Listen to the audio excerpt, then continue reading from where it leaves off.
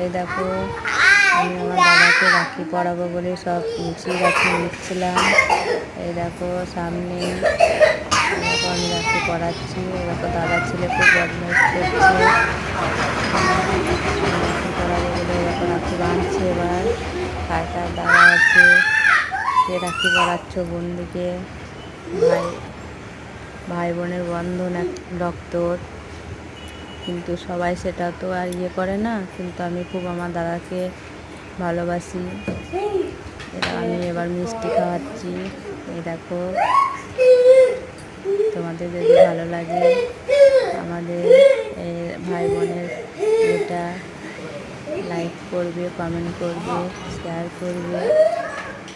তোমরা সব ভালো থেকো। ওটা ওকে খাই দে।